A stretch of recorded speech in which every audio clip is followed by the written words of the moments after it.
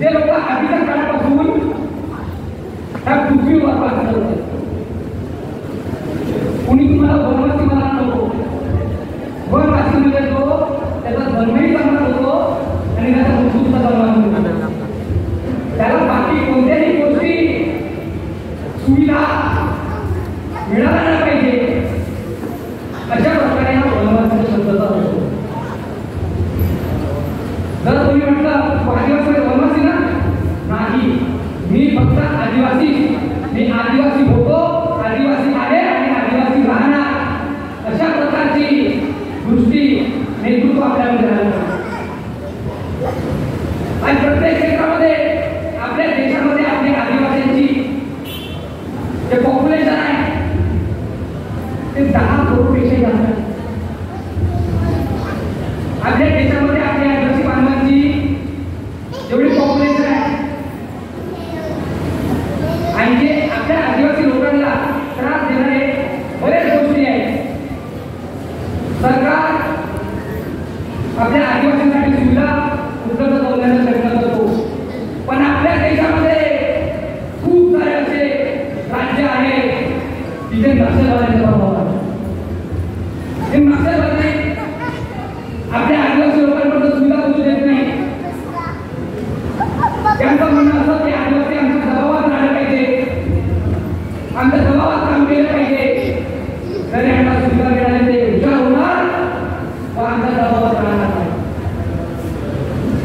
सरकारने सर्व काम करून आली की आपल्या आदिवासी बांधवांना डेव्हलपमेंट झालं पाहिजे, प्रगती झाली पाहिजे, आपला समाज समोर वाढला पाहिजे. आज त्यांच्या संस्कृतीचं खरं अर्थकडे त्या दिवशी समजणार की आपण आदिवासी माणूस बनला. आजच्या वेळी जे आपल्याला दलित म्हणतात, दलित समाज म्हणतात, त्यांना सांगू इच्छितो की आपल्या देशाच्या, आपल्या देशाची राष्ट्रपती हे सुद्धा एक आदिवासी आहे. दलित म्हणतात आपल्या देशामध्ये सुप्रीम कोर्टाचे सरन्यायाधीश हे एक एससी आहे. आपल्या देशाचे पंतप्रधान हे एक ओबीसी आहे. हे आपल्या दलित लोकांची ताकद हे आपण समजून घेतलं पाहिजे. आपल्या लोकांबद्दल जर कोणी विरोधात बोलत असेल, आपण लोकांना अन्याय सहन करत असेल, हे गोष्ट आपण सहन करून घ्यायची नाही, त्याच्या आवाज उचलायची. कारण जोपर्यंत आपण लोक आवाज उचलणार नाही, आपल्या मदतीला कधी कोणी येणार नाही. स्वतःची मदत करणारा आपल्याला स्वतः उभं राहावं लागेल. आज आपल्या देशात ज्या गंगांना आपण पुजतो त्या गंगांना कापलं जात आहे. काही महिन्यापूर्वीची गोष्ट आहे, तेलंगणा राज्यात हैदराबादमध्ये 400 एकराचा जंगल कापण्यात गेला. किती? 400 एकराचा जंगल. त्या जंगलामध्ये ना जाणे किती प्राण्यांचा जीव गेला, किती झाडं कापले गेले. ज्या झाडांना, त्या जंगलांना आपण पुजतो, जर ते झाडाचे पत्ते गेले याचा अर्थ असा की आपल्या देवांमध्ये हल्ले होऊन राहिले. आपल्या देवांना होणारा हल्ला तरी सहन करून घ्यायचं नाही. आपल्या जवळपास जर अशा गोष्टी होत असाल, सगळे एकजूट या, आवाज उचला, नारे लावा. जोपर्यंत आपल्याला न्याय मिळत नाही तोपर्यंत आपल्या शांत बसून घ्यायचं नाही, कोणाचा मत चुकायचं नाही, समोर वाढायचं. समोर वाढणं म्हणजे एकच शैली आहे की बदल जाओ वक्त के साथ, बदल जाओ वक्त के साथ, या फिर वक्त को बदलना सीखो. बदल जाओ वक्त के साथ या फिर वक्त को बदलना सीखो. मजबूरी लोगों मत कोसो, हर हाल में आदिवासी भाइयों चलना सीखो, चलना सीखो.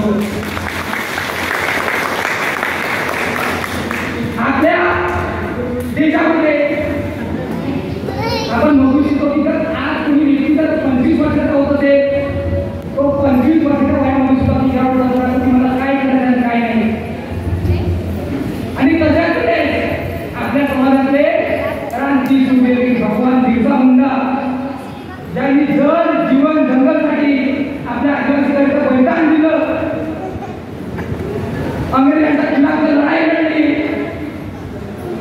हे लढाई आपल्या आदिवासीसाठी लढली, ते फक्त मात्र 25 वर्षाच्या आयुष्यात त्या देशासाठी शहीद झाले, आपल्या लोकांसाठी शहीद झाले. आपल्यामध्ये खूप लोकप्रिय नाव आपण सुद्धा ऐकले असतील, तांडिया भील, ज्यांना मामा म्हणून ओळखलं जातं.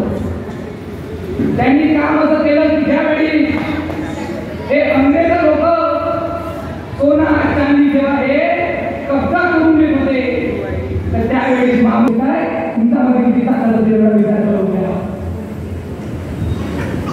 आपण या गोष्टीवर चालला, मुलांना शिक्षित करा, स्वतः सुद्धा नवीन नवीन व्यवसाय शिकून घ्या, आपली प्रकृती समोर आणण्याचा प्रयत्न करा, कारण आपल्याला बदलणं हे खूप गरजेचं आहे. मागच्या वेळेस